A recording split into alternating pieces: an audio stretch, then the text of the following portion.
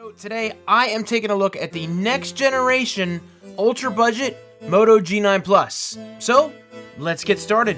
If you're looking for tech reviews that give you the information that you actually care about, then hit that subscribe button and be sure to turn on the notification bell so you don't miss a thing.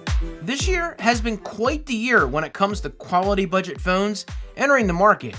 For me, I've tried a number of budget phones over the past couple years, and the two that have really piqued my interest, well, the iPhone SE 2020 and the Pixel 4a. So now that the bar has been set, I'm extremely interested to see how these phones compare. Now, I've actually tried budget Moto phones in the past with the Moto G4, G4 Plus, and G4 Play.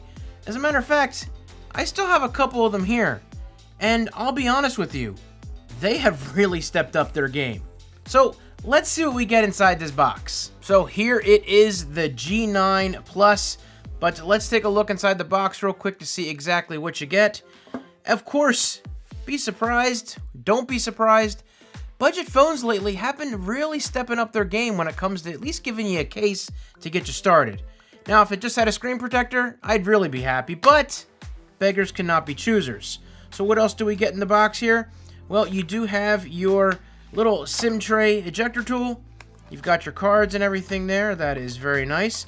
And you have a 30-watt fast charge cable wall wart, USB-C to USB-C port on there.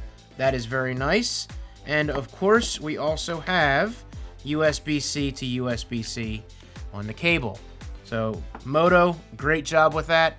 Not that it should be a great job or I should have to say that, but we have some potential flagships coming out without these things. Well, not with this, but without a wall wart. So there is something to be said for a budget phone including that. As you can see, the phone here looks absolutely beautiful. Look at that mirror finish. Of course, with that mirror finish comes fingerprints, unfortunately, and lots of dust. This loves to pick up dust, just not good at all. So even more so, you want to have a case, and in this case, a clear case. How many times can I say case? I do not know. So the screen itself, you get a 6.81-inch screen. That is just massive. Compared to the iPhone that I have here, it actually makes the iPhone look small. Is that possible?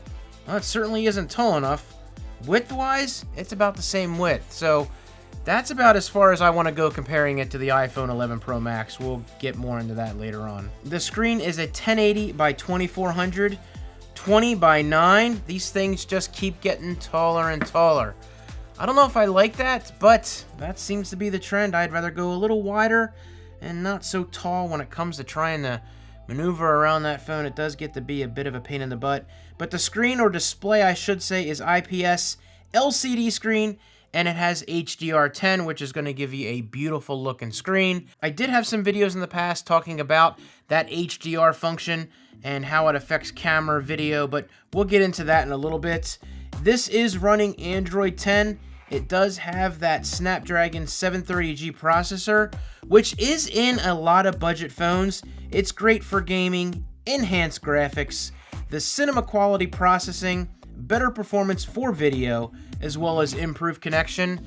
So again, a budget device getting a good processor. You do have 4 gigs of RAM in here and 128 gigs of storage, which I think is really good. I think that's something that gives you enough space to be able to put photos on there, put some video on there, and not feel like you have to worry about using up all that space. Now, some of you might fill that up, but they do have things like the cloud and everything where you can store your pictures on there if you want to do that. So one thing I do want to mention, this phone is the international version. As of right now, I don't see a date for the US variant coming out as of yet, but this will work unlocked to AT&T and T-Mobile with no problems. But it does say that it will not work with Verizon, but I was able to get it to work with Verizon. So, I did get a little weird message saying it couldn't find the carrier, but everything showed up just fine. If you don't want to mess with that, totally understand. You want to wait for the US variant. This bad boy actually comes in at $299, so it's a really good price, and I'm anxious to see exactly how it works. Camera on the back looks good. How does it work? Well, we're gonna have to check that out, but the specs come in at a 64 megapixel wide shooter f1.8, 8 megapixel ultra wide f2.2, does have a macro that also comes in at 2 megapixels f2.2, and they do have a spec of 2 megapixel f1.2 depth, which I'm sure has to do with getting some of that bokeh on the portrait, as well as maybe helping process with that macro shot. Video spec, which is probably my favorite part to cover, 4K at 30 frames a second. Also, you can do 1080p at 30, 60, and 120 frames per second. And of course, it does have a gyro electronic image stabilization. The front camera on here is a 16 megapixel f2.0 standard width lens, nothing too wide, and it does shoot video at 1080 at 30 frames a second. Comes packed with a 5,000 milliamp battery, which is great, probably give you all day, if not 2-day power. You got that 30-watt charger to quickly charge it. USB-C to USB-C, as I had mentioned. I feel like I have to keep cleaning this. It's driving me absolutely crazy, but what are you gonna do? We talked about the back, we talked about the camera. Coming around the side here, you do have your multifunction button, access to the SIM, as well as additional storage on here. You do have, look at that, a 3.5 millimeter headphone jack. Microphone on the side there. Talked about the bottom already with the USB Type-C port. Microphone, and then your speaker on the bottom.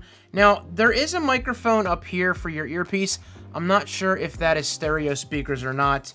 That's something we'll have to test out. On this side, we've got your volume rockers, as well as this right here. What is this? Well, this is not just a power button.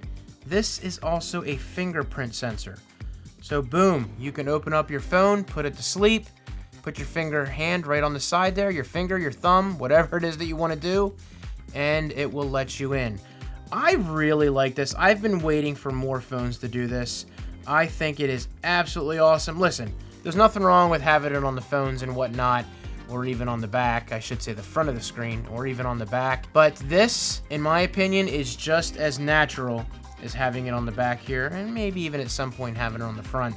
But when you're dealing with a phone this size, having it right there and not down here to have to move around too much, I think is really cool, and that's something that we're gonna have to check out.